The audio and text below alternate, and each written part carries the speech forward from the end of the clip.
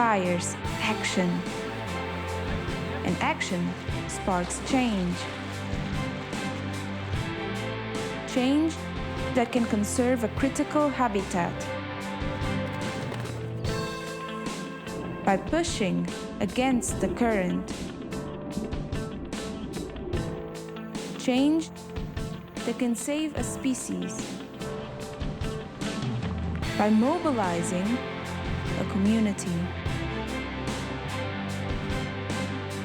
Change that can solve a whole ocean of challenges.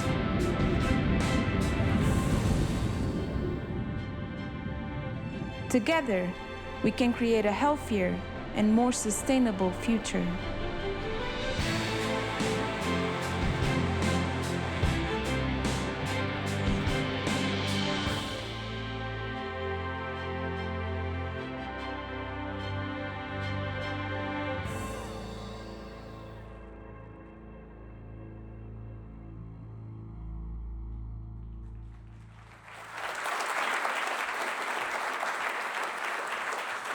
Good evening, everyone. I'm Gary Nell, the President and CEO of National Geographic. Welcome. Boy, that was really bad timing of that fish, don't you think, up there? It's really bad. Every time I see that, I go like, ooh. Welcome to our campus. For those of you who have been here for the day, it's been an amazing day as experts from around the world gathered together to share their ideas and their bold visions for the future. They really have tried to work on not just having a dream, but now acting upon that dream. National Geographic is honored to have the opportunity to support Dr. Wilson and the E.O. Wilson Biodiversity Foundation by co-convening today's event to help advance the critical dialogue around the Half-Earth Initiative. The conversations that took place today and the cross-exchange of ideas and inspiration are a true testament to the power of collaboration. By creating a critical mass of expertise, we are helping foster understanding and we are helping drive progress because there are so many challenges facing our planet today. The population explosion is causing a race for resources that threatens our very future. And yet at the same time, there is reason for optimism due to exciting new developments we see every day in science and research and technology. We're also seeing a revolution in media and a disruption that allows us to get the word out to more people across more platforms than ever before. So given these confluence of forces, I believe that this is a critical moment, perhaps the most critical moment, for all those working to protect our natural world, to promote awareness, to help people understand facts over fake news, and drive public engagement. After all, astrophysicist and host of National Geographic's Star Talk series, Neil deGrasse Tyson, loves to say, the good thing about science is that it's true whether you believe it or not. So bringing together leaders and thinkers dedicated to scientific discovery and understanding is integral to our mission at the National Geographic Society. In fact, our organization was created on this very premise. The Society was founded in 1888 when 33 of DC's top scientific and intellectual leaders decided to join forces to increase and diffuse geographic knowledge. Like any collaborative effort, they had some differences of opinion about what that meant. They got started long before the days of social media and the web, of course. So instead of tweeting or posting, they decided to print a 50-cent journal with a plain brown cover. And they had feature articles like the classification of geographic forms by Genesis, a real page-turner if there ever was one. But a few years later, Alexander Graham Bell took over as the Society's president. He was the Steve Jobs of his day. He was a serial inventor, of course, known for the telephone. But he came within 1 week of getting the first airplane into flight. Not too many people know that. Just the Wright brothers beat him to it. He was the original disruptor and part of the DNA of this place.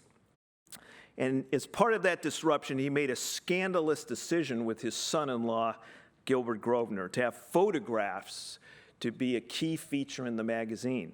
And this was quite upsetting to some members of the Board of Trustees back then. 2 of them quit in protest because they thought it would dumb down the magazine, which shows you not to always listen to your Board of Trustees. No, I'm going to get in trouble for that.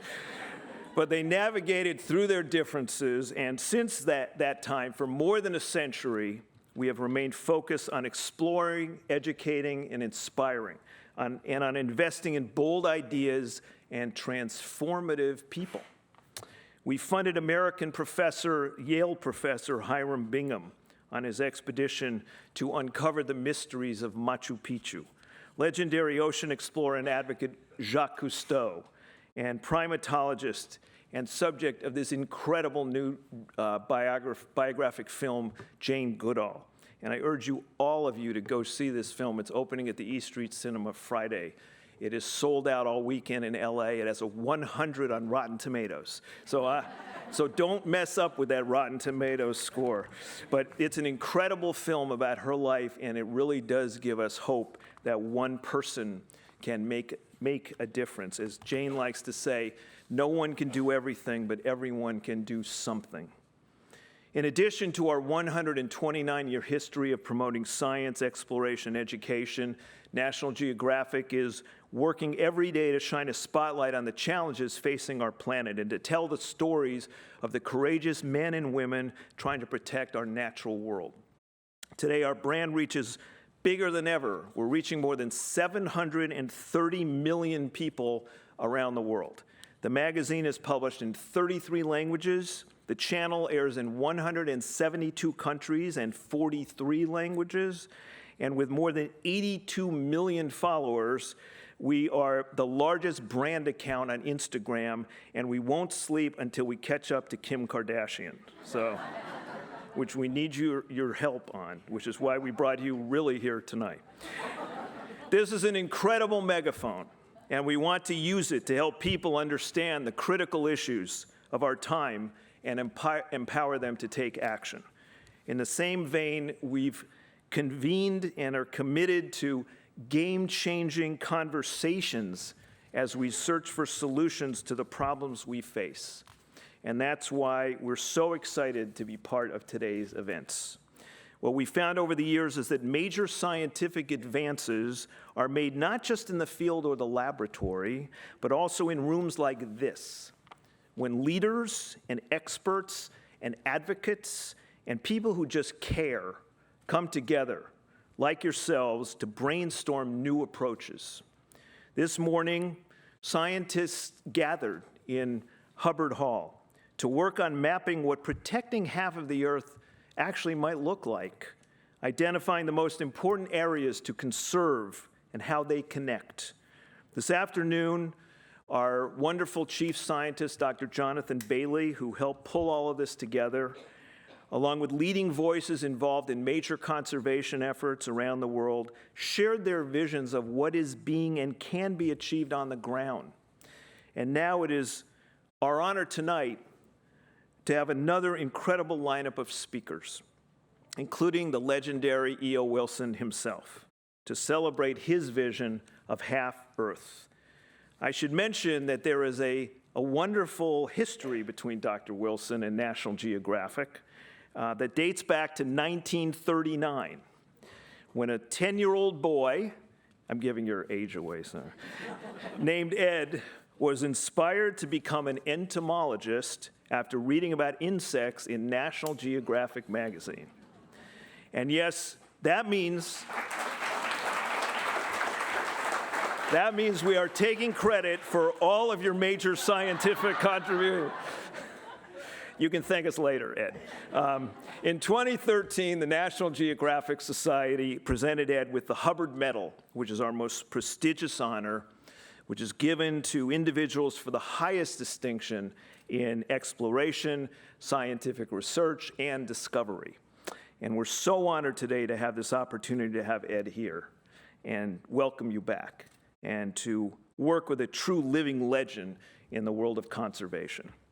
In his book, Half Earth, Our Planet's Fight for Life, Dr. Wilson writes these powerful words, quote unquote, like it or not, and prepared or not, we are the mind and stewards of the living world.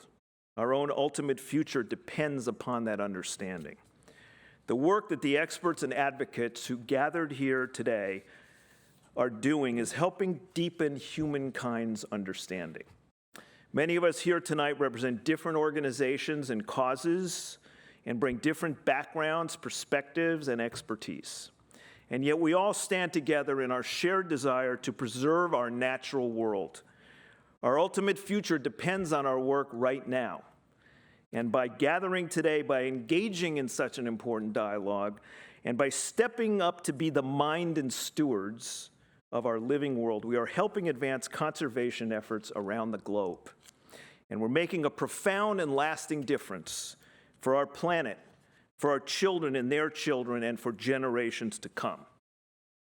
And now it's my distinct honor to introduce our first speaker, Dr. Paula Ehrlich, President and CEO of the E.O. Wilson Biodiversity Foundation. Paula has become a good friend of National Geographic.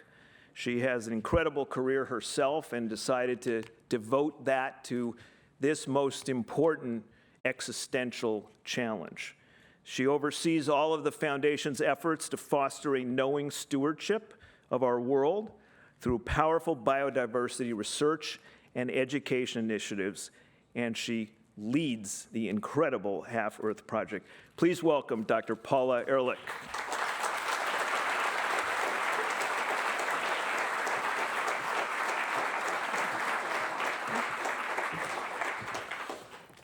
Thank you, Gary. And thank you to the amazing team here at National Geographic who have worked so hard to help us bring Half Earth to life today as part of our partnership to explore and protect the living Earth.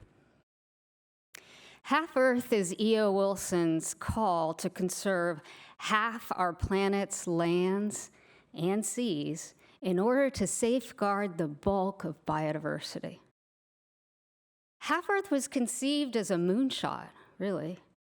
It was meant to be an inspiring goal that would drive conservation efforts to a whole new level.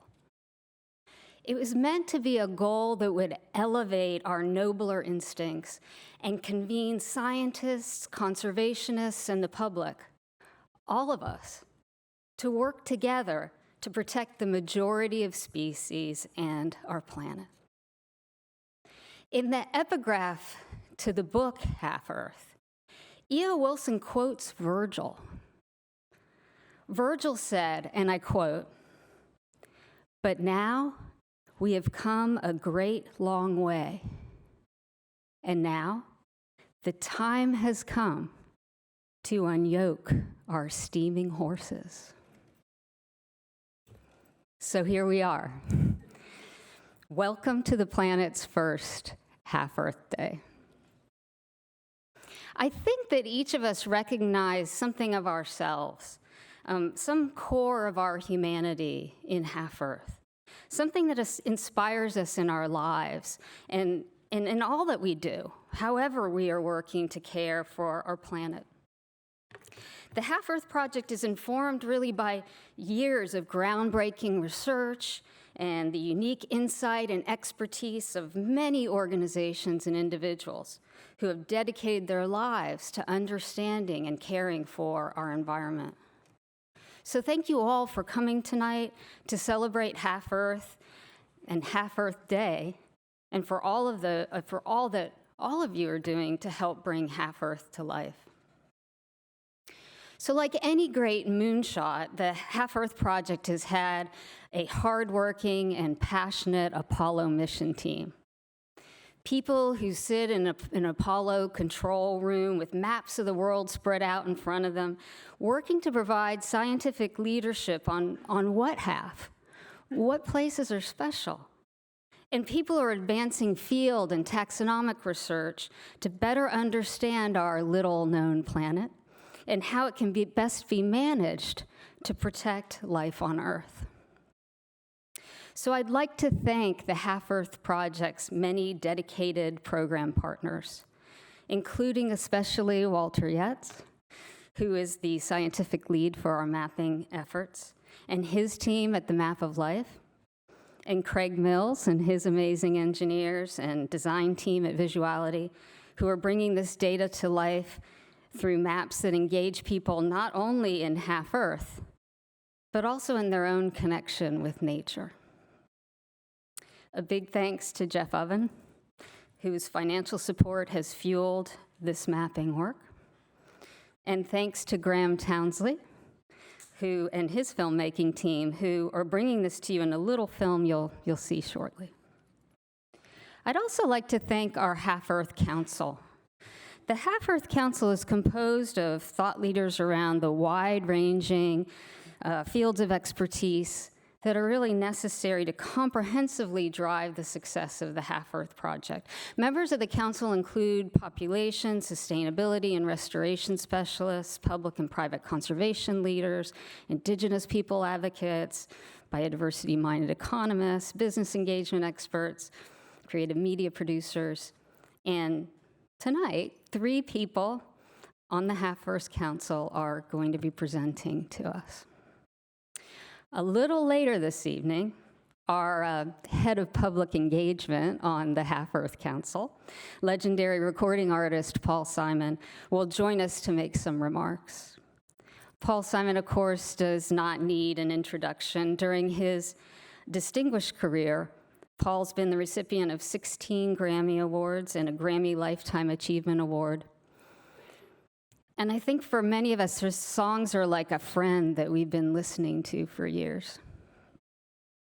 What some of you may not know about is about his friendship with Ed Wilson and his passion for Half-Earth. This past summer, he performed a 19-city concert tour on behalf of Half-Earth and donated the proceeds from the tour to the E.O. Wilson Biodiversity Foundation in support of the Half-Earth Project. So we look forward to...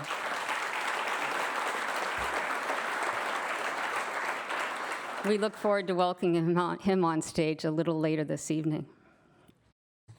But now, with many thanks to Jim and Kathy Stone, who are here. Thank you, Jim and Kathy. I'm honored to introduce our 2 keynote discussants, Edward O. Wilson and Sean B. Carroll, who will give the James M. and Kathleen D. Stone Distinguished Lectureship in Biodiversity, Creating Half-Earth, Steps to a Solution. Sean Carroll is Vice President for Science Education at the Howard Hughes Medical Institute, HHMI. It's the largest private supporter of science education activities in the US. And he's also Professor of Molecular Biology and Genetics at the University of Wisconsin. Sean's an author and also the architect of HHMI's documentary film initiative. He's executive director of HHMI's Tangled Bank Studios. And his newest book, The Serengeti Rules, which chronicles the stories of several pioneering ecologists, is the basis for an upcoming feature film in 2018. Sean's pioneering research has centered on the genes that play major roles in the evolution of animal diversity. He's received the Benjamin Franklin Medal in Life Sciences and has been elected as a member of the National Academy of Sciences, the European Molecular Biology Organization, and the American Philosophical Society, and is a fellow of the American Academy of Arts and Sciences. In 2016, Sean received the Lewis Thomas Prize for writing about science. Now, that's an award that Ed Wilson also got 16 years before that. The award honors, and I quote, "the rare individual who bridges the worlds of science and the humanities, whose voice and vision can tell us about science's aesthetic and philosophical dimensions, providing not merely new information, but cause for reflection, even revelation." It's these extraordinary characteristics that brought him to the Half-Earth Council and to our event this evening. It also brings me great pleasure to introduce Edward Osborne Wilson. Another who may need no introduction, E.O. Wilson is generally recognized as one of the leading scientists in the world. Ed is one of the foremost naturalists in both science and literature, a synthesizer of ideas with work stretching from pure biology to the social sciences and humanities. He's acknowledged as the creator of two scientific disciplines, island biogeography and sociobiology, three unifying concepts for science and the humanities jointly, biophilia, biodiversity studies, and consilience, and one major technological advance in the study of global biodiversity, the Encyclopedia of Life. In addition to National Geographic's prestigious Hubbard Medal, Ed has received more than 100 awards, including the U.S. National Medal of Science, the Crawford Prize, which is the Nobel in Ecology, the International Prize of Biology for Japan, 2 Pulitzer Prizes in Nonfiction, the Nonino and Serono Prizes of Italy, and the Cosmos Prize of Japan. For his work in conservation, he's received the Gold Medal of the Worldwide Fund for Nature and the Audubon Medal of the Audubon Society.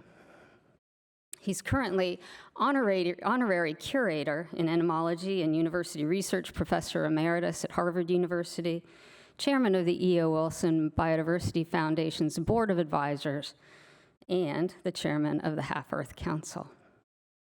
Ed, Sean, can I welcome you please on stage?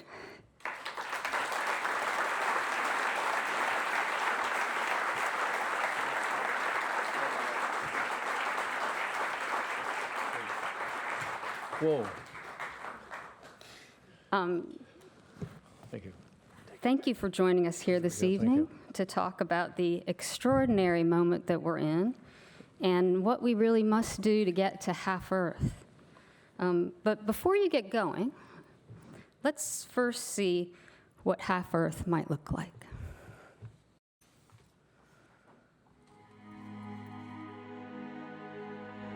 Threats to the natural world are multiplying. Species go extinct every day. Unless we move quickly to protect global biodiversity, we will soon lose most of the species composing life on Earth. But there's a solution. It's called Half Earth. If we conserve half the land and sea, we can still safeguard the bulk of the planet's biodiversity. But what would half Earth look like? How do we get there? By integrating data about species distributions and human activities, we can pinpoint key places to target for conservation, creating opportunities to protect species. We can identify migration corridors vital to the animal world's capacity to cope with climate change. And we can do this while supporting the unique needs and priorities of people wherever they live. In places like the Okavango River Basin, we have the opportunity to protect the lifeblood and richness of one of the most biodiverse places in Africa, and the people who call this paradise home. By bringing together data and expertise, the Half Earth Project is creating high-resolution maps that help people everywhere understand why these places are special and how they can best be managed to protect life on Earth. Regionally and globally, by identifying, tracking, mapping, monitoring, and visualizing the biodiversity of the world, we can provide scientific leadership about what we must do to achieve the goal of Half Earth. We can share this precious planet of ours. All life can prosper. It would be humanity's greatest achievement.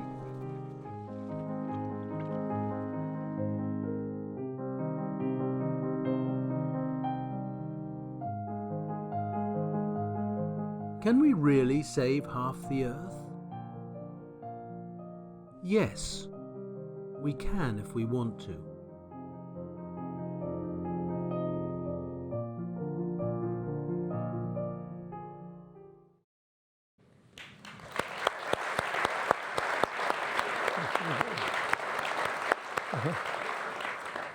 Well, good evening, everyone. Thank you for coming out tonight. I think we have an extraordinary opportunity, and I hope you're already sort of feeling that in the room. I'll just give you a little idea of the program, at least for the next hour. Ed and I are going to chat for half hour, 35 minutes or so, then open the floor to questions for about 15 or 20 minutes, and then wrap up after that. I wanted to kick off the evening. You heard a lot about Ed's professional recognition, but I want to share with you a little statement, a prescient statement someone made. I think Ed will probably recognize it, but I think this just sums it up, why we're all here. It's because, quote, Ed has genuine writing ability, and when he combines this with his great knowledge of insects, he produces fine results. Now, you know who said that? I think you better tell them that that's the sixth grade teacher here in Washington, D.C. in a school in Washington, D.C., yeah. So, I think she saw the future very clearly. So part of what we're trying to do tonight is peer into that future, peer into the world of tomorrow, and see what is possible. So I'm just going to ask a couple of questions to Ed about the genesis of this idea. Ed's been so fertile with ideas that he's shared about biology, about the world, about even the intersection of biology with the humanities. So the question would be is, where did Half Earth come from? When do you think it crystallized in your mind? You said, that's it. That's what I want to say. I'll give you the answer to that, but I have to tell you that I'm a seventh generation Alabamian, and I was brought up not to be bragging about myself all the time. And this, you'll forgive me, see, I'm beginning to speak like an Alabamian. But anyway, I'll tell you. In 1962-63, I was a young assistant professor at Harvard, and I had as a good friend a young professor, assistant professor of the same age, in Robert MacArthur at Princeton. And we got together one day, and I showed him some data that I'd collected on the relation between islands and numbers of species in birds and ants and so on. And I said, this seems to me to be evidence of saturation, I called it. The islands seem to have filled up with species. The little islands with just a small number, and big islands with a big one. And we started then drawing area species curves and getting an equation that fit it pretty well. And a simple equation. And we arrived at the critical exponent that we settled on. And at that time, when I published it, it was very well received. But what use could this be in the future? Well, part of the theory was that was accepted, and it seemed to be crucial, was, of course, that the number on an island, we were using islands in the Pacific and islands in the West Indies primarily, that the number on the island was dependent on the area, therefore the size of the populations of birds or ants or whatever on the island, and it must be when the number of species coming on the island is equal by the number of species going extinct. So more species that pile onto the island in the course of its filling up, then the sooner the species are becoming extinct. So anyway, that then produced a notion that sort of incubated for a good long while. And one of the applications that I saw was that, first of all, knowing that habitat destruction is the greatest agent of species extinction, was maybe if we could just increase the area that species were able to occupy, that we might slow down extinction rates And after some doodling and so on, I decided that for a very common value of one of the variables in that equation, half of a environment, particular environment, or could, if it were the area is reduced by 1/2 or increased to 1/2, it would save, that is, keep at a very low level the extinction rate, and therefore that would be the best way to do conservation. Just do it, add up, and what about not just the whole world? So from and why not?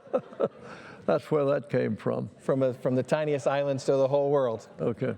So, you know academics, we're not necessarily followers, right? We kind of like to paddle our own canoe in our own directions.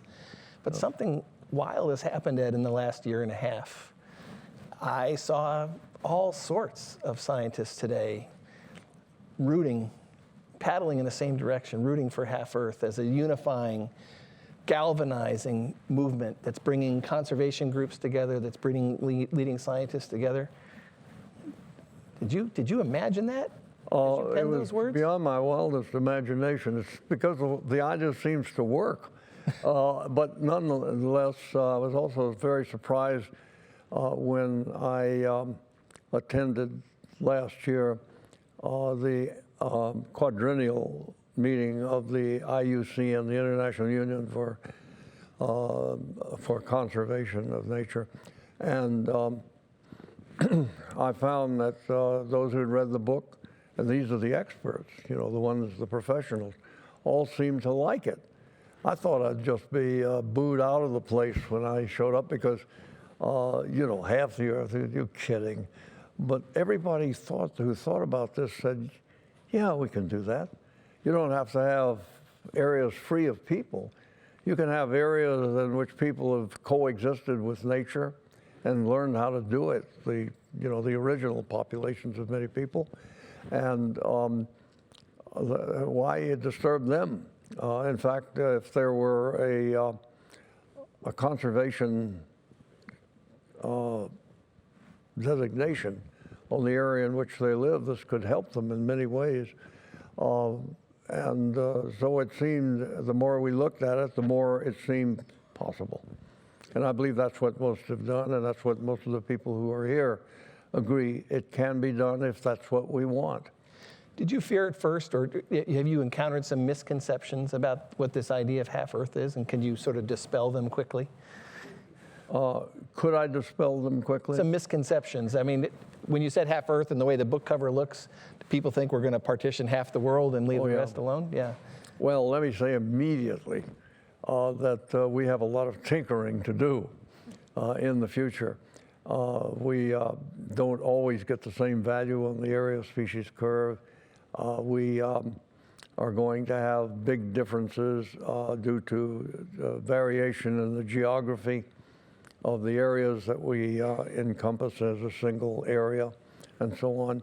And all of this is, however, doable. I mean, it's the sort of thing that we can study.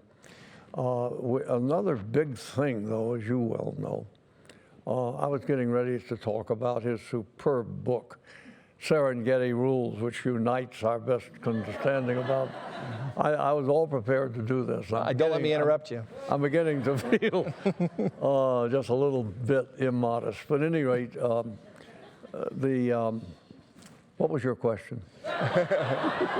Misconceptions, maybe a simplistic idea about what Half Earth would look like. And you're saying the real map of Half Earth is going to be much more subtle.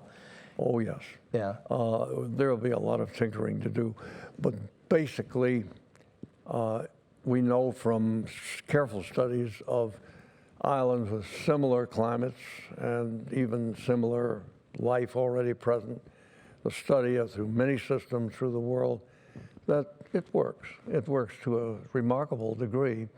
So really now what comes is for people to care about biodiversity. And so let me make a little speech about that. Okay. we have facing us two, not just one, environmental crisis. We know now, and it's an almost universal agreement, that the climate is changing, and it's changing so as to put us in a dangerous fix, us and the rest of life. What we haven't recognized, I say we people in general, is that we have the other crisis accelerating, which is that the rate of species extinction around the world, we know from fossil evidence and a number of careful studies, is now somewhere between 100 times and 1,000 times faster than it was when people first spread around the world. And it's accelerating. You could easily imagine a scenario in which we didn't do anything at all about it, that by the end of the century, we could be down to just 1/2 of the species that we have today. And you might very well be thinking, you doubters out there, that, well, half's enough, isn't it? I mean, there are so many species, half is enough. No, because you know as well as anybody, because you've written on it extensively too, that an ecosystem, the ecosystems that these species form are actually very in a single location, are actually a very delicate mix of species interacting with one another in ways that we are still a long way from understanding, and that as you pluck species out by the extinction process, it's just accelerating, then you're standing a much better chance of plucking out what's called a keystone species. One species plucked from the ecosystem could bring the whole thing down. Right. And it's not possible easily to tell which ones are the keystone.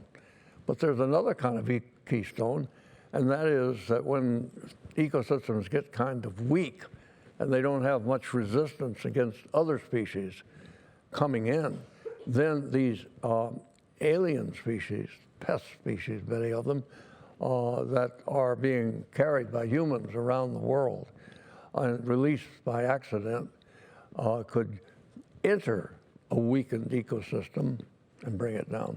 So we need to be in a state of alert about all this. And one of the problems is that most people really don't understand what biodiversity is. So and would you say a common misconception is that we know certain iconic species that there's been a lot of energy invested in trying to protect, but the understanding is not there. It's not just the loss of those species, but all of these strong indirect interactions that exist throughout the ecosystem can collapse. And we know that from they can be cut by one species coming in and getting itself introduced. I could give lots of nice not nice, but rather repellent examples of this if you wish. But there's something else to this. And I'm beginning to think about something I know that concerns Paul Simon, very much. And that is that we need a lot of young people who want to go into science going into this field. And no field is more attractive than this for a youngster. Following experience I had and many other people who started as naturalists and then got into the more esoteric areas of STEM, science, technology, engineering, and mathematics, they got in and carried that in to the study of life out in the field. Natural biodiversity started as kids, or even as late as students in universities and colleges. And they came to realize that they didn't have to follow, to be outstanding scientists, the usual sequence that's given as what you must know. If you're going to go in biology, you must know some chemistry.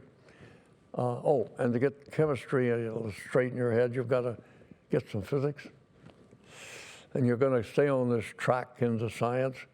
That means, well, physics requires some math. You know, you've got to learn math. And what I've just told you is completely wrong. I mean, that's how a lot of young people are advised, and it can be completely wrong. Because our best scientists, many of them, started because they got fascinated by some chemical reaction they saw and played with, and then they had learned all the rest. Or they became fascinated with the real world of biology and diversity and developed a love of it, a great interest in some particular group of organisms, animals, birds, annelid worms, I don't know, it goes on, all these things could... Well, fair disclosure, Ed. And then they discovered that they could do a lot with their interest in this group if they learn a little chemistry. Maybe then an opportunity arises, they learn a lot of chemistry. Or physics. There may be something they should learn, they discover about physics to figure out what's unusual that they're seeing about the creatures they study. And then math. Well, I never was very good at math, but it didn't matter because I discovered a secret of scientific research, which I know you probably know very well.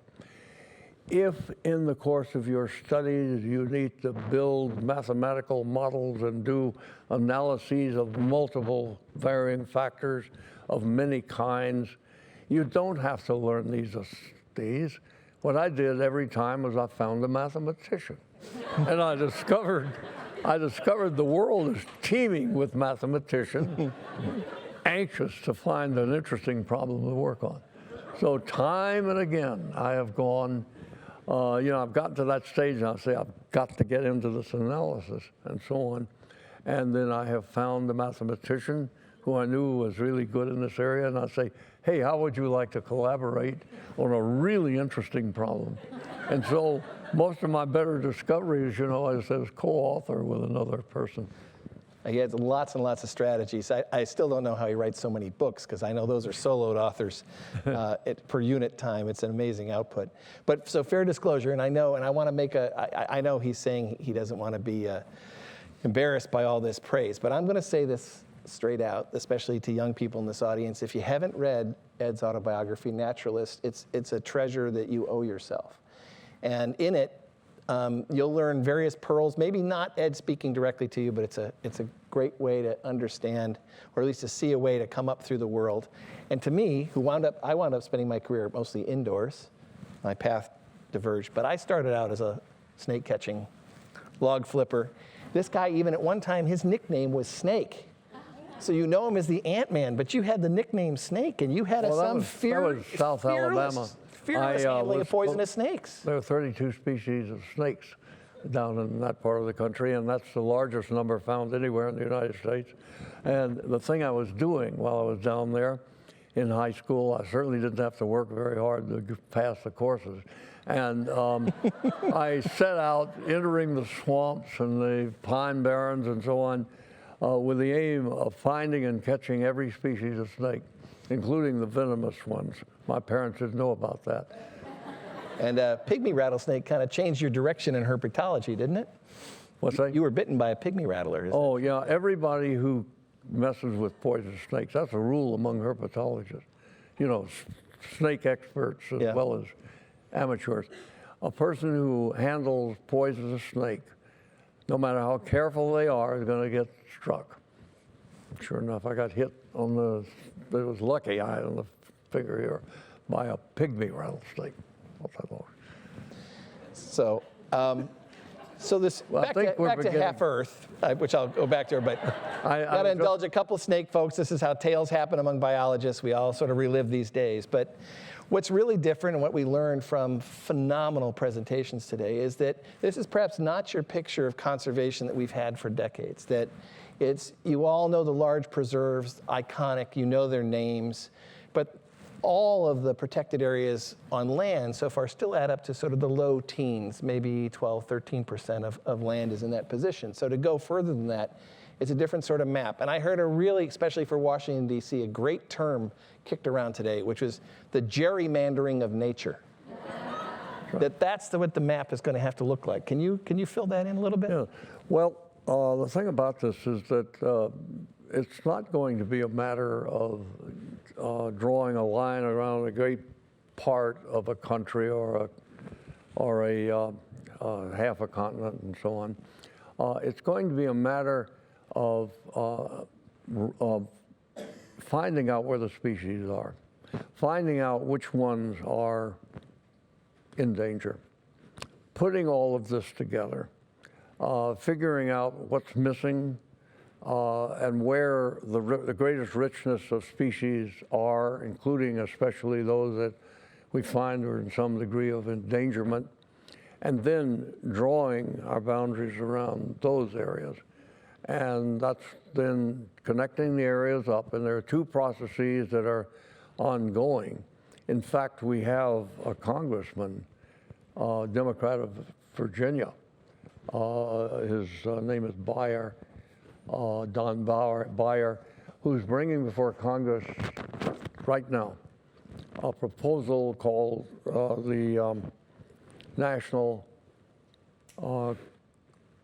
Corridor Conservation Act. And he proposes to find all of the federal lands that can be put to this use that have the potential to connect larger areas, whether they're parks or national forests or still mostly unused areas that can serve as reserves, and make them corridors. If that could be done, then we could have a network of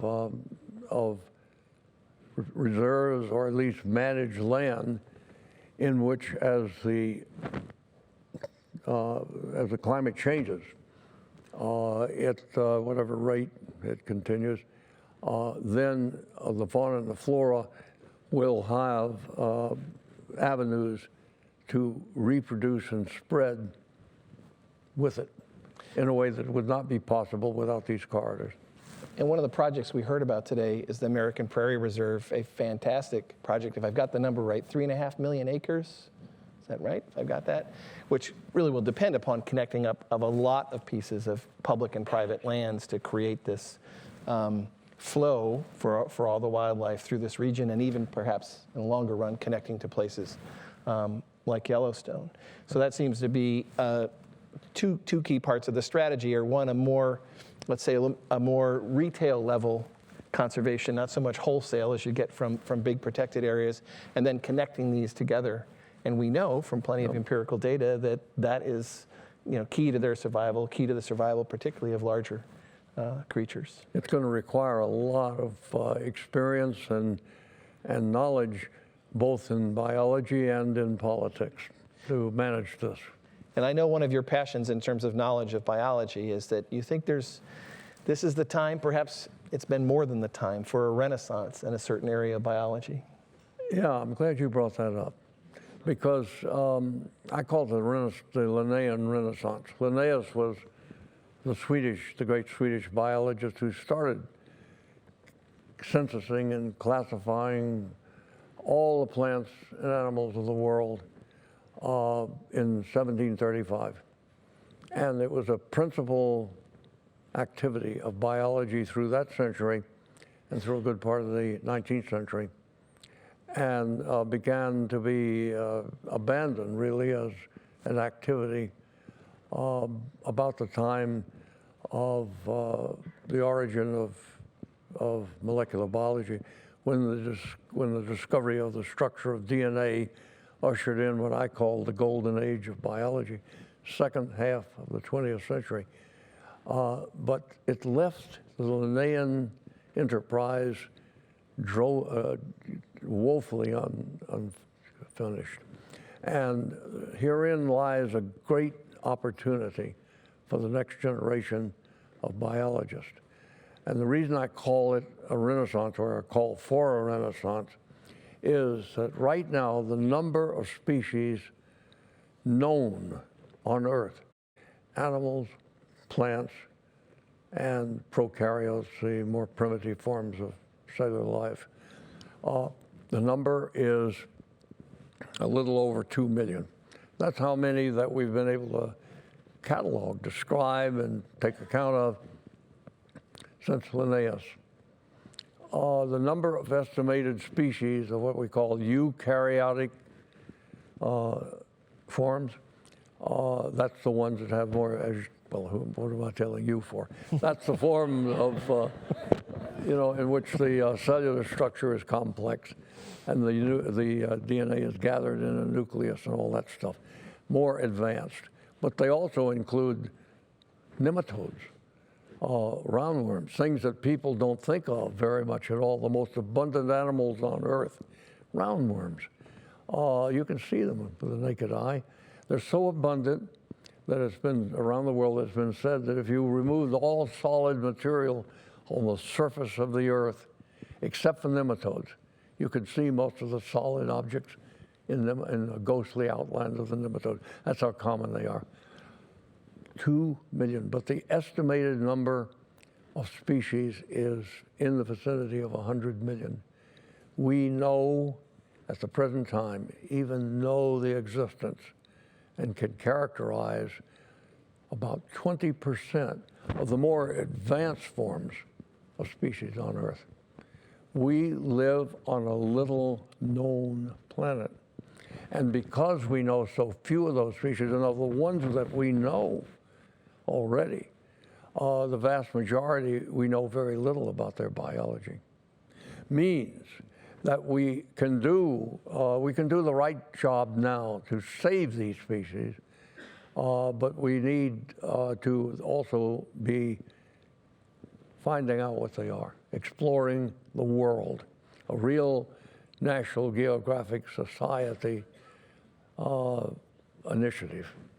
So anyway, that's what we need to be doing. So a huge part of the scientific enterprise, and then there's this mapping enterprise going on, which is ever more sophisticated, involving collaborators among all sorts of talents and backgrounds, and we saw a lot of that on display today. And it seems there's a third ingredient here. I want your thoughts on this, and then we saw a lot of experience on stage today, which is, if we've got good science, then it seems that the other component here is good management.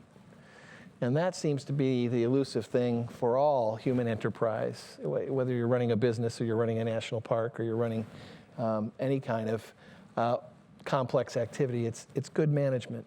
And where have you seen good management in the world? Say that again. Where have you seen good management? I would say special talent at managing nature, at managing parks, at managing the conservation enterprise. You have trapped yourself, sir, in an area in which you are an expert and far better than I am. And I now invite you to say something about that. Somehow knew those tables were going to turn. Well, I kept leading them. Well, I'll tell you a place. Okay.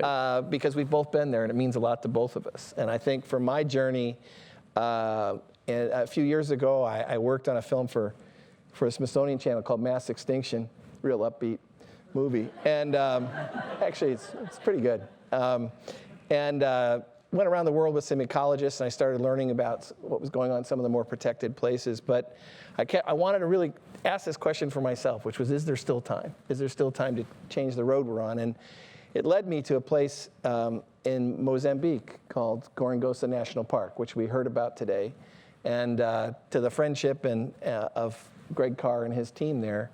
And this was a place, for those of you who don't know the story, this is a place that was really given up for dead 15 years ago after the horrible civil war in Mozambique. The vast majority of the large wildlife was gone, and Greg was told, why are you even, trying? Because it's pretty much hopeless. And a dozen years later, I had the chance to visit, Ed's had the chance to visit, and Gorongosa is roaring back. And it's a very complex management challenge because he's managing the human development needs of Mozambicans, jobs, schooling, health care, all sorts of community needs, while at the same time trying to bring this park back. And it's been a remarkable success story, so much so that the vision for Gorongosa in just a dozen years has expanded. The ambition for Gorongosa has expanded tremendously. And when I've interviewed for this book that Ed was briefly mentioning, Serengeti Rules, it's Princeton University Press, that it was something that was told to me by several people, whether they were managing lakes in the upper American Midwest, or even a local pond, that good science and good management were hard to pair up, and that state departments of natural resources, all sorts of agencies really need that combination of the scientific foundation and the commitment to the best management practices and the sharing of those best management practices. And since Ed's given me the floor, I'll go one step further. And it's kind of a half-Earth sort of moonshot. It was a moonshot launched 50 years ago. It's another story that I think helped me believe that very complex global efforts were possible despite all differences between countries and the lack of treaties and whatever the state of global politics. And that was the eradication of smallpox on Earth, the one and only human disease that's been eradicated from the planet. And when that effort was launched in 1966, again, it was deemed hopeless. The head of the World Health Organization didn't want to touch it, so he put an American in charge so that the U.S. would be blamed for when it failed. But he didn't size up the leadership very well. Donald Henderson led that project, and within 11 years, smallpox, which had been infecting tens of millions of people in over 40 countries, and of course in the most remote parts of the planet, had been completely eradicated. And I'll just tell you one anecdote from that, which is at the press conference sort of celebrating the eradication of smallpox, the press was pushing Henderson and said, what are you going to eradicate next? What are you going to eradicate next? And he reached for the microphone and he said, bad management. Handed it back. So I thought that was a pretty useful lesson for the global effort here, well, the whole global endeavor, but as well, what I think that half-Earth offers, and I think that what the state of sort of nature offers to those who want to participate right now is we don't have to wait for global treaties. We don't have to wait for a total change in, for example, how we use energy on the planet. There's the opportunity to upgrade our environments, our habitats at every scale, from a nearby pond to a local forest to a river system, a Great Lake, whatever it might be. All these things are doable. And what I did and what all sorts of people I've been working with is gathering all sorts of stories from across the world of people acting at all these sorts of scales. And just before we start questions, and I'm looking for the cues back here, is that right? Okay. I'm staring into the light so I can't see timing. So we're going to be 2 hours into this. Just can you flip on one slide? Just an image I'm going to give you while you're thinking of your questions. I'm going to give you one image. And it comes from Scotland. Oh, yeah. And you're probably used to the image there to look to the left and look to the right. If you've been to Scotland, you're kind of aware of the verdant hills of Scotland. But if you build an exclosure that keeps the deer out, that's what happens. Okay? And all across the world, there's two ways to do that. One is to keep the deer out. The other, of course, is to reintroduce predators that would control deer numbers. And we've learned in all sorts of parts of the world that one of the things that we've done is exterminate predators at a massive scale. And lots of things have proliferated that have denuded the landscape, wrecked forests, et cetera, et cetera. So I just wanted to share that one image with you as a sense of we get used to the world outside of that fence, but the world inside that fence is the way it can look if we manage places that are very familiar to us and just manage them in a really different way. So let's give you folks a chance, and I'll let me frame this while you're thinking of your questions. I thought I'm going to just keep embarrassing them because I think this is just such a precious opportunity. In Half Earth, not to embarrass them, but to give them his due. You talked a little bit about social movements and conservation history, and I'll put this question to you folks, which is, imagine what would you ask John Muir or Henry David Thoreau or Aldo Leopold or Rachel Carson if you had the chance? So now I'm going to give you the chance because there's no doubt that in that same vein, ask E.O. Wilson a question that you've got on your mind.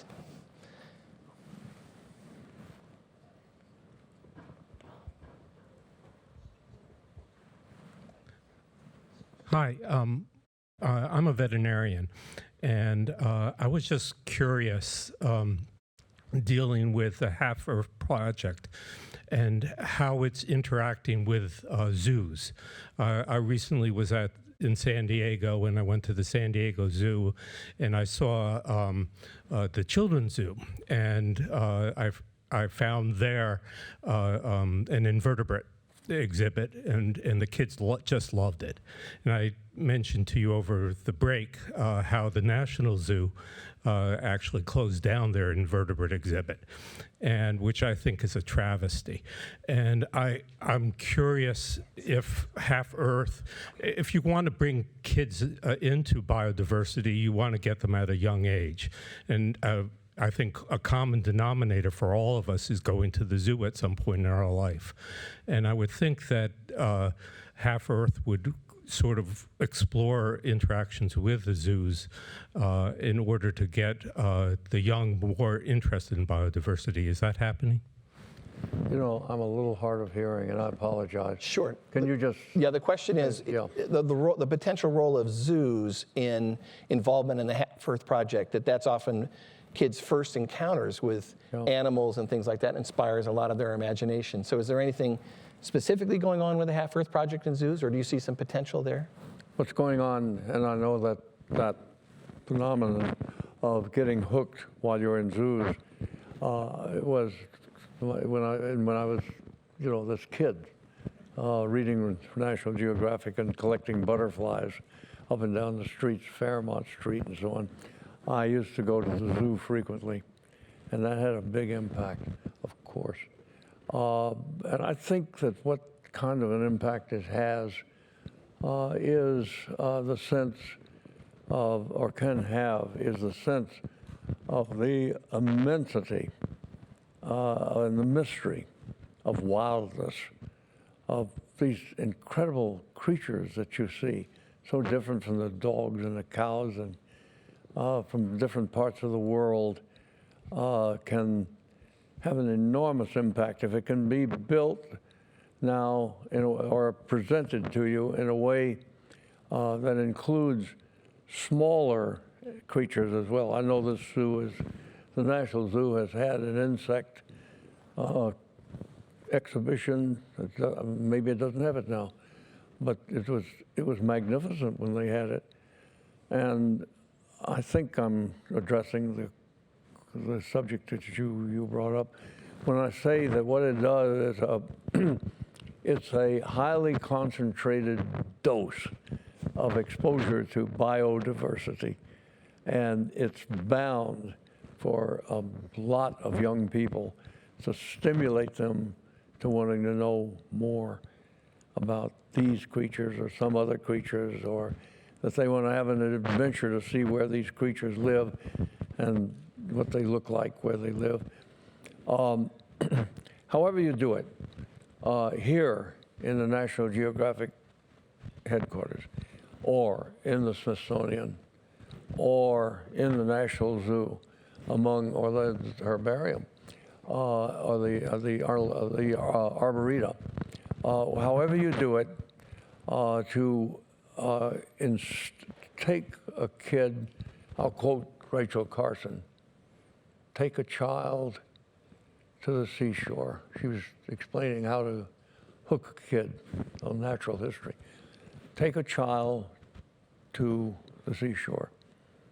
Hand her a bucket and a little net. Tell her to go find something interesting. Figure it out and bring it back and talk about it with her. And that's essentially the technique I would recommend for getting young people interested. Show them the immensity of the world, not just in zoos, but outside in the parks, and invite them to find something on their own that is their own. Give them a sense of empowerment, that they can go out and get something and see it and maybe learn about it and understand what it is. And that I know from experience with many naturalists and scientists of various kinds who've gone off, left the farm, left the small town, left the city with its zoos, have gone on to every branch of science because they're fascinated at the outset. Another question? Everyone, right? Sorry, go ahead. Thank you both so much for your really important work. Would you, given the unnerving percentage of land that is taken up by the meat, dairy, and egg industry, please speak to the work you're doing to address that, to hopefully save more land for wildlife? You want to save more land per wildlife? Yeah, can you speak to any work that you're working on or that your colleagues are doing to decrease the massive impact that the meat, dairy, and egg industries are having on taking up land away from wildlife? So the question is, generally speaking, are folks involved in trying to reduce the impact of the livestock industry, meat and dairy and poultry, et cetera, on demands on land? And to what degree is that, you want to say, to what degree is that effort underway? Yeah. Well, it's not been very far on the way recently, has it? Actually, I think that to avoid overutilization by livestock, the best way in is to have Americans wishing to live longer and healthier lives eat less meat. There it is. I think that's the Ed Wilson reducitarian diet. We did hear today to say, again, in the American Prairie Project, cooperative programs with ranchers to change their ranching practices and to offer to the market meat that is sort of certified, that it's been ranched under better practices. We also heard from South America, in Patagonia, getting sheep off the land because they were essentially denuding the landscape. That, of course, a lot of livestock, never evolved in the place where we're grazing them, and the land cannot take that intense grazing, and it will be degraded without some sort of change in practice. So I think there's recognition of that, but of course, enormous amounts of land are used for that practice. Yeah. Right here. Dr. Wilson, there are a number of different ways that you might get to half the Earth. Should we be prioritizing the lands that are most important to nature and biodiversity and aggressively seeking out those lands to protect?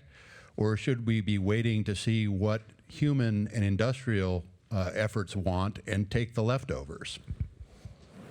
No, we should move immediately, as quickly as possible, to start setting aside more and more reserves or properly managed land. Incidentally, when I say managed land, we have a form of classification of land used by the National Park System, not very often or not very conspicuously, which shows what the possibilities are. It's called the National Natural Area System, and it identifies land that is often quite extensive along rivers, along mountain ranges, and so on. It may even be fairly well populated, but it has outstanding characteristics, including high biodiversity. And by being designated, it doesn't stop the occupation of land or even some amount of immigration, but it does discourage building factories or suburban housing development, systems. That is one way we can be moving immediately without setting up new national parks.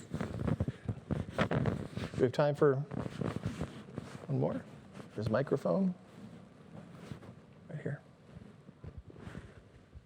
This talk is being given to a very supportive audience, but how would this talk go over if you gave it to a country like Bangladesh or India, where the people are just trying to survive, and it would sound like their colonial masters are coming in to take over their land. How would you address that? Well, once again, I need a little help. Yeah, so the question is that this is a supportive audience for this idea, obviously a Western audience, but if you gave this message to Bangladesh or to India, where people are in a daily fight for survival, do they have the luxury for thinking about setting aside land for Well, even species? in these very crowded countries, like Bangladesh, the people have a remarkable appreciation of the wildlife and whatever natural resources they have. And Bangladesh, you may know, has a very extensive mangrove forest, which they've preserved and look after, extended on into adjacent part of India. And in that forest are actually some of the last surviving tigers. It's a wonderful nature reserve from which people go in and get fish and so on. But they do have pride in one really major national system. Of course, that doesn't solve problems, but for all countries in all situations. But I think that it doesn't take an awful lot to get people who are poor, even people who are poor and crowded, on the side of preserving nature for them to enjoy as well. We heard from a speaker from Mozambique today. Dominique, is she here in the audience? There she is. Would you stand up for a second? Yeah. Right. Who told a piece of the story of Gorongosa. And I think that you're right about those sensitivities. And there's a lot of carryover from the colonial period, and a lot of missteps, of course, were made. But it's a new era. And I think when coupled to human development, when the people are taken into as much as account as the wildlife and the land, you have a much better prospect for lasting improvement and lasting protection. So I think that's certainly the new model. The 21st century model is one that is much more integrated with human development and much less like the 20th century colonial model. I think the Gorongosa project, I've visited several times and spent a good time there, is an example of just how to do things in serving the population by providing them with jobs, better jobs, medical care they may not have had, schools, so on. At the same time as setting up a reserve that everyone can enjoy and new income can be derived. And Gorongosa is such a good example that I know the United Nations Development Program has looked into this, is looking into this as a possible method of lifting up developing countries. I think, incidentally, that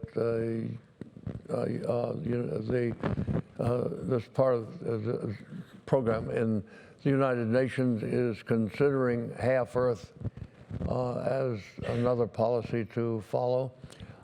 When the United Nations met last year, I had the opportunity to speak on it to the full staff of environmental experts within the United Nations, along with foreign environment ministers from a number of countries.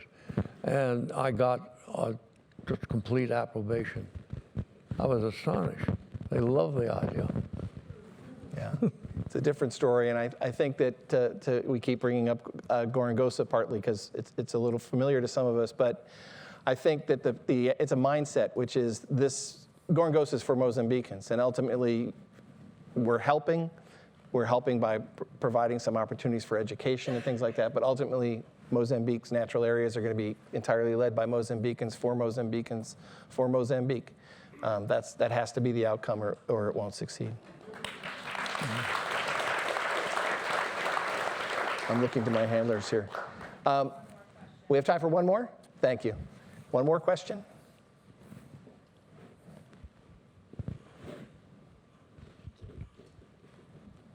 You both mentioned how this initiative being successful will take a lot of tinkering and iteration over time. And I think that kind of uncertainty is really inherent to science, and scientists are a special breed who love that kind of uncertainty. But for the average person, it's paralyzing. And in engaging the public in this kind of initiative, how do you bridge that gap and encourage people to take action now in small steps instead of waiting for that perfect solution that we'll probably never find? So the question is, there's a lot of uncertainty in this endeavor. How this will be done, to what degree it could possibly succeed, all sorts of unknowns. How do you engaging the public, how do you sort of persuade them or encourage them to sort of take the leap and take action now rather than waiting for some perfect plan to materialize? I'd say get started on it immediately while tinkering with all of the methods and, as you just emphasized, modes of management, and find out what people like and how it can be improved as well by experience. Let's get started.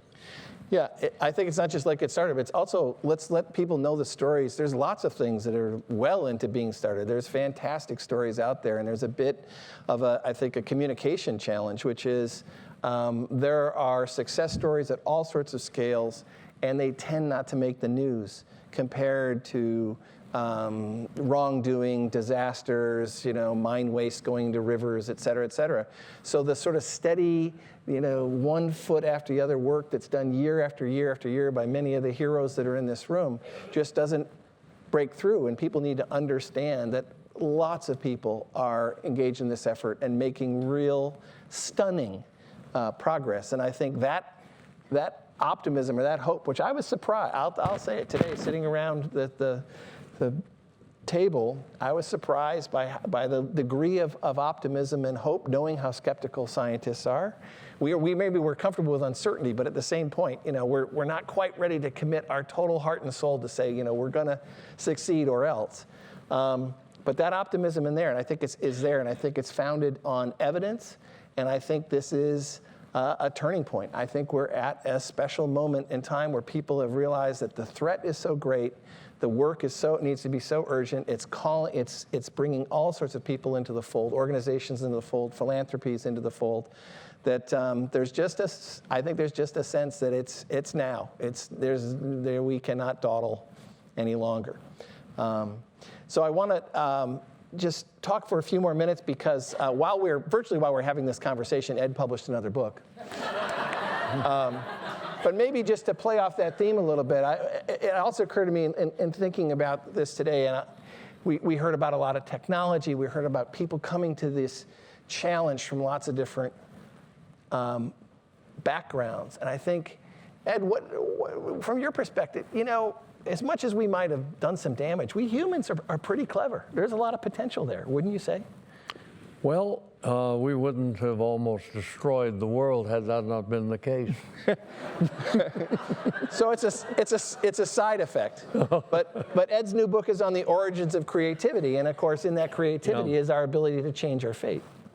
Yes. Well, actually, this might seem like a rather arrogant book. This is a little bit off the subject, but it is the one that just appeared first was released. I had given thought to the humanities and the fine arts and where they fitted into a culture that's going to be increasingly dominated by technology, and at the same time, environmental crises that entail the destruction, unless we act strongly and fast, it will entail the elimination of a large percentage of the other creatures on this earth. So this is a book in which I try to show how to improve the humanities and the creative arts. In part by a synthesis with science. It furthers an argument I made for the first time about 20 years ago called consilience, which is the unification of the two great branches of learning, they're called, as much as possible. So this is a book for your interest. It is at least marginally relevant to our subject today, to show that things are not going as well as we think in the profession of science. And I won't go into detail now. Science has a lot of problems to overcome in management. And the humanities have real problems because, for one thing, the creative arts and most reasoning, human-centered reasoning, is within a bubble. We're among the fewest creatures on Earth that are audiovisual. Very few creatures are. We live in a world that most of which communicates by pheromones, chemically. So we're outside that world. We don't really understand what's happening all around us all the time in enormous abundance and magnitude. They're the creatures of the world. They're communicating, often very complexly, with pheromones to each other. We live in a little bubble, audio-visual, and if anything's going on outside, and believe me, an awful lot is, both in visual communication, but also a number of other senses that we're not even aware of. And the humanities and creative arts have not taken account of this. And in terms of the enormous opportunities it offers to understand how to manage our affairs, and also to open whole new domains of creative work in the arts. Well, speaking of creativity and the arts and the audiovisual realm, so it's my pleasure to introduce one of the most creative and admired musicians of our time. He is a great champion of Ed's vision and a generous contributor to the Foundation's work. Please welcome Paul Simon.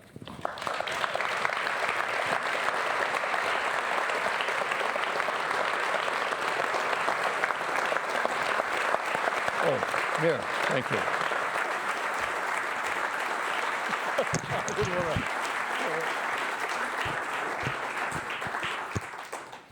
Thank you very much. I usually bring my own podium.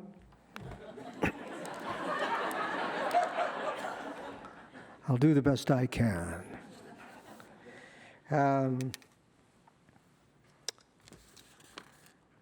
Just to remind me some of my notes here.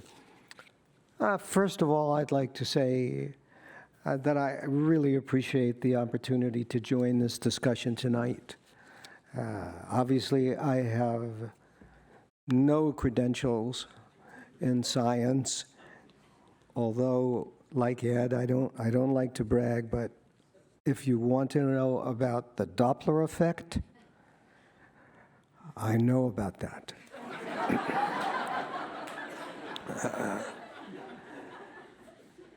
So, perhaps I can be of some service tonight in telling you about two recent experiences of mine and my observations about what occurred and how it relates to the Half-Earth Foundation. The first experience that I referred to is a tour that I did last June, and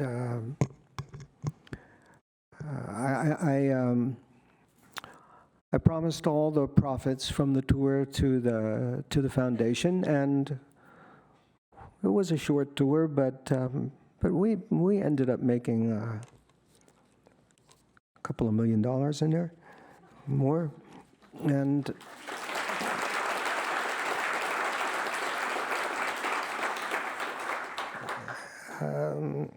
the second experience that I had was recently in the community south of Houston, where I went to visit in the aftermath of Hurricane Harvey. But to talk about the tour at first, this is what's interesting. Well, when I played, I spoke for a minute or two about Ed Wilson and about the book Half Earth, and I brought out my biodiversity T-shirt.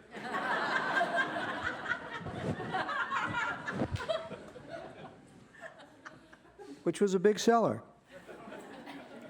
And but I didn't speak for long, just a minute or something.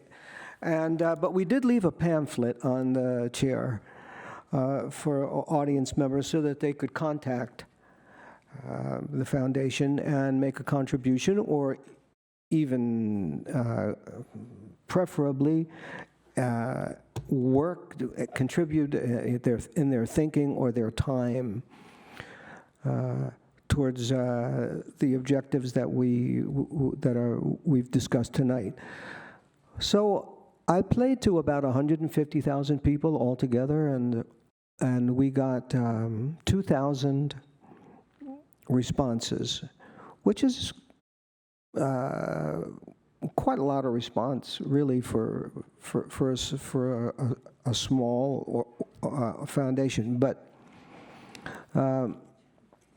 I couldn't help but think that if I had been playing to 150,000 people who had an aggressive form of cancer, and I left a pamphlet on their chair that offered a cure, that the response would be more than 1.5%. So I say to myself, why is it that, and tonight this question has come up before, but why is it so difficult to get this message across? And I think the foremost reason is that people immediately go into denial.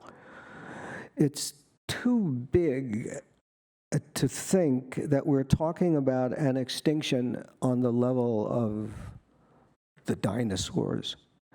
That people just say, well, it's just not going to happen, you know. And you say in 75 years this could occur. I don't think so. It's not going to happen. And for others, they say, well, what can I do? I don't know what to do. And people would say to me, you know, what can I do? And my answer to them was, well, look, you know what to do. You know, begin. Google something. Begin. When Ed and Paula came to me earlier in the year and asked if I would help, I said, I'm a singer. I write songs. I perform. What really can I do with the enormity of this problem? And they said, that's fine. Do what you do. And so I did. And is there a ripple effect? Yes, I'm sure. I'm sure there's a ripple effect. What we need is a tsunami effect, and how will we get there?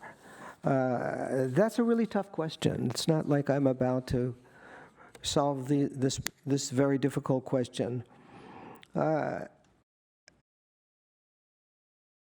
Let me go and tell you a little bit about my trip to Texas. My wife, who's from Texas, my wife and I decided to make a donation in the aftermath of the storm. And we were very careful in choosing the organizations that we were going to give our money to. We decided to focus on the counties south of Houston, the smaller towns like Rockport, LaGrange, Port Arthur, towns that would be at the end of the line in getting help from FEMA, for example, or from the government, because a lot of the people that had lost their homes and properties were agricultural workers, probably many undocumented people who were not likely to go and ask or seek help from the government. So that's who we aimed at, our contribution, our personal contribution. Then I did a concert, and Edie, my wife, and I did a concert in Austin with Willie Nelson and James Taylor, Bonnie Raitt, Lyle Lovett, and a lot of musicians from Texas. And they televised it for about an hour, and they raised $65 million. This time, for the first time really, ever, in all these years that I've done concerts and benefits, I said, who's distributing that $65 million? Well, so it turned out to be that it was mostly the Dell Foundation, which I didn't really know, but which I've only heard good things about. And the Dell family is from Texas and contributed a lot of money themselves. And also a Raise Texas Foundation, and that's who was going to decide where this money was to go. Just as an aside, as an artist, I always feel like we get asked to participate, raise money, and then we just go away. We don't know where it goes, and people don't ask the artist, what would you like to see happen here with this money? Well, in this particular case, I had visited those 3 towns, met with the mayors, went to see where the needs were, and I said, I'm going to follow up with this, and I'm going to make sure that this money gets to you. One of the interesting things for me in that trip is, as we visited different people whose homes were destroyed or gutted, I mean, several times during the day I found myself in a small group of people with our arms around each other, thanking Jesus for allowing them to live and asking Jesus if he would help. This is fine. But what strikes me is that these people need to know this information. They need to understand what the connection is between the natural disasters that are about to become more frequent and chronic, and what it is that they can do. So we're back to that question, what can we do? And I say to myself, what can do? People say to me, you have to write a song, and I say, well, I have. It's called Feelin' Groovy, but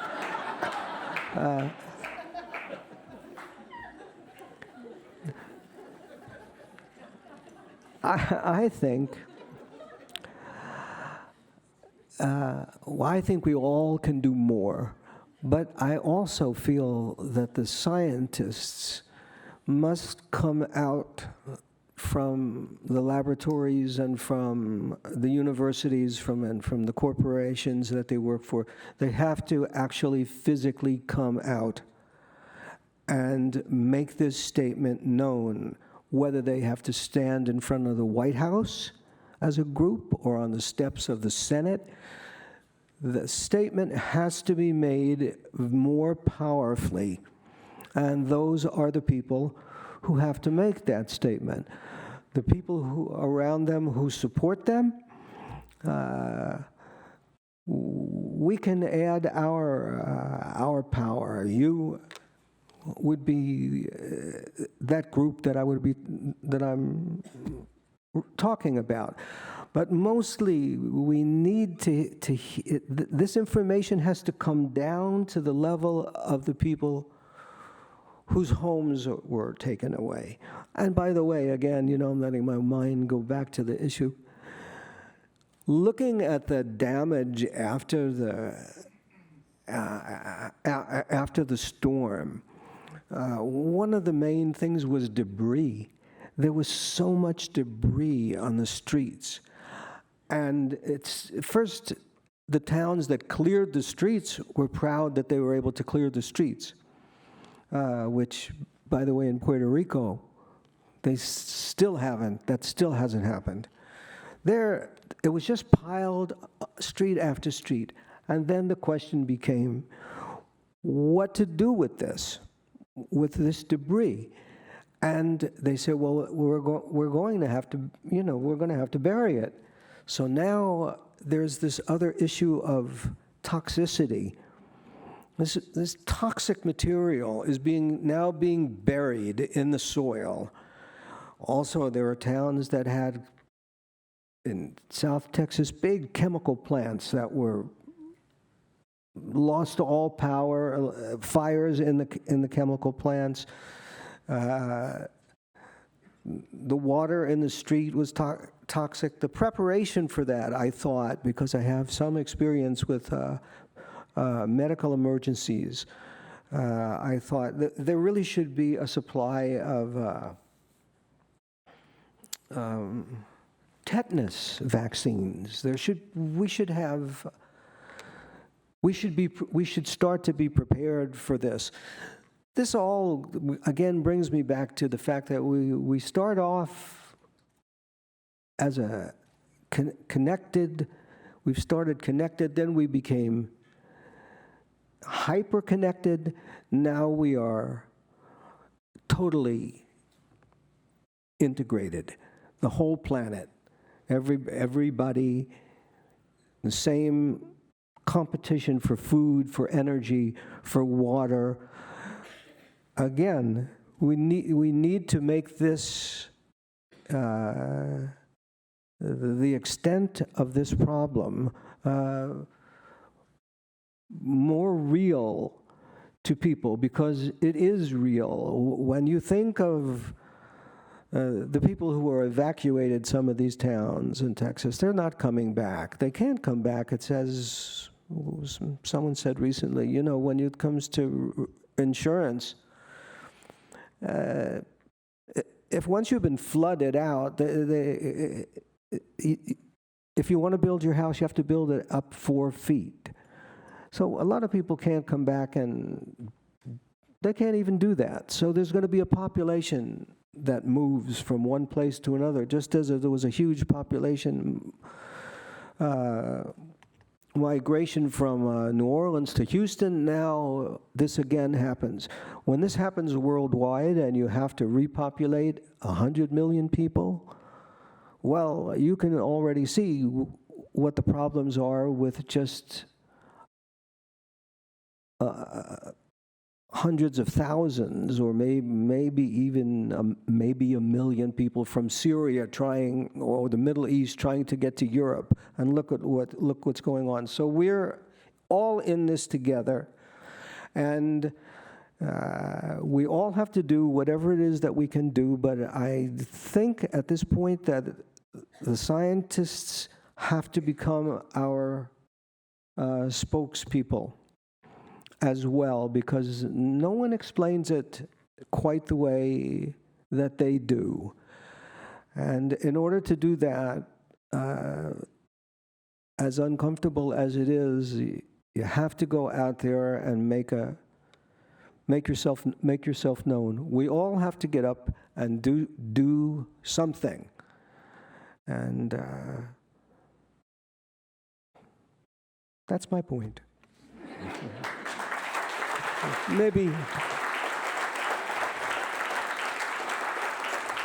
Maybe this is a good opportunity for me to sing a song.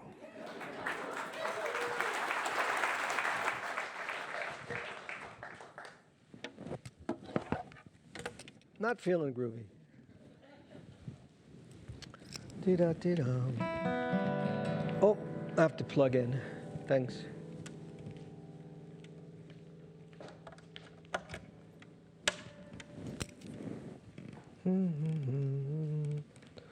Let's see. I hope that my lavalier mic is good enough. Can you still hear me? Yeah, good.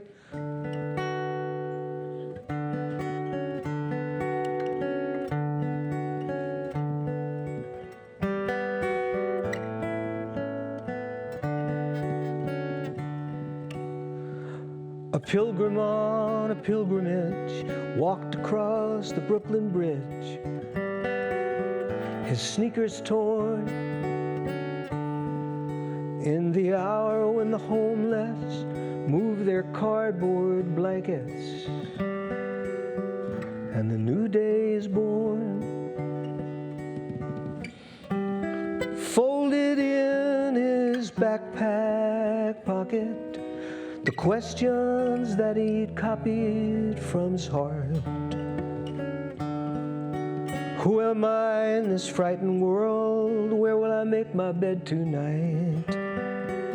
When twilight turns to dark,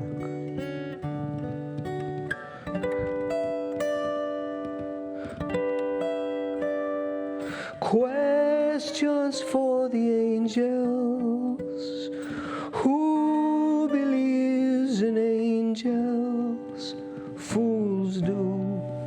Fools and pilgrims all over the world.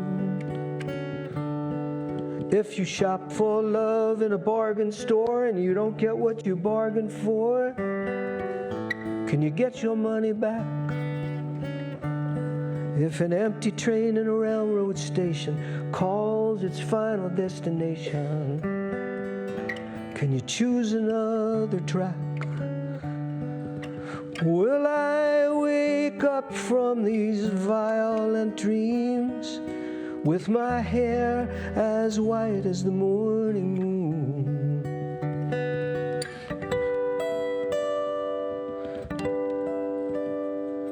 Questions for the angels. Who believes in angels? I do. Fools and pilgrims all over the world.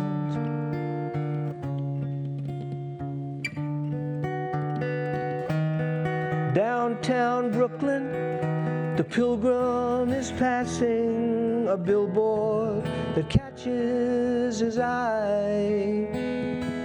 It's Jay-Z. He's got a kid on each knee. He's wearing clothes that he wants us to try.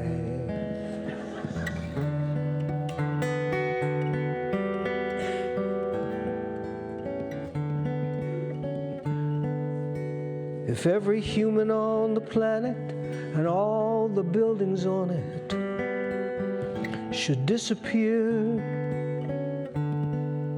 would a zebra grazing in the African savannah care enough to shed one zebra tear?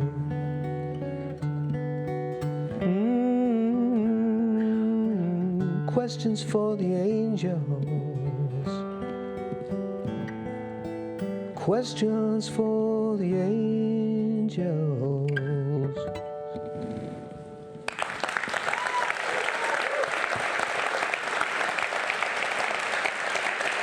Thank you all. Thank you so much.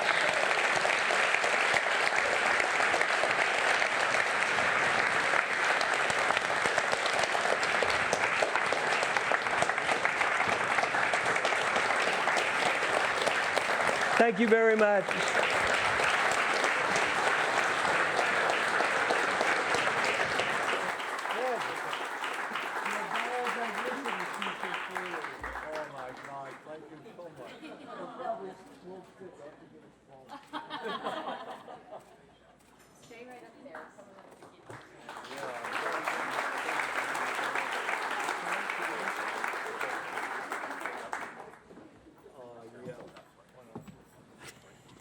Just a little something. What?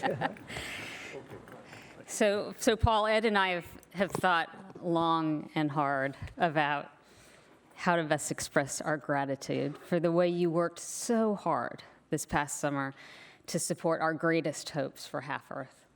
And the contribution from your concert tour is giving us the opportunity to really scale up research, our efforts to match the grand ambition of Half Earth and really protect our planet. So some years ago, Ed was given as a gift a beautiful image of a new species of tree cricket. So this new species of tree cricket is from South Africa, and it was named for Ed. It's called Brinchiella wilsonii. Now, when Ed told me that he wanted to give you this from his personal collection, he said, "It occurred to me it's certainly an unusual thing, but then we're unusual people and doing an unusual job and achieving an unusual thing." But the very most interesting thing about tree crickets is that the males sing a sweet, gentle song by lifting and vibrating their wings. Just like me. Exactly. I guess that's what reminded Ed of you. Exactly. I get it now. So on behalf of Edward O. Wilson and the E.O. Wilson Biodiversity Foundation, we would like to give you this gift in recognition of your major contributions to conservation of creatures large and small. Thank you. Oh, thank you.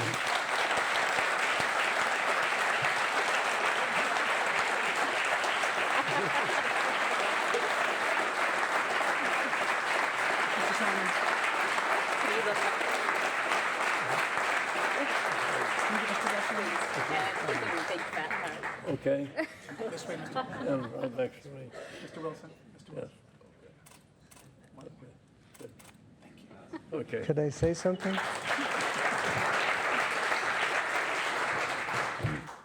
Of course, I'm delighted to have this cricket. But the truth is, I don't need any thanks at all. It's like thanking me for diving into a pool to save my child. You know, this is something that this is us. This is our planet. I'm doing this. I'm not altruistic. I'm being selfish here, and we all are. But at the same time, as we're saving our own children and our own species, we're saving the whole all of life, and that's what we should be really working on now with all our might. Thank you for the cricket, though. It's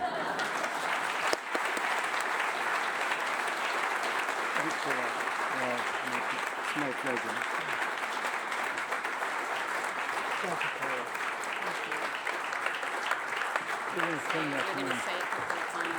Oh, that's right, yeah. I believe this concludes the exercises that we have had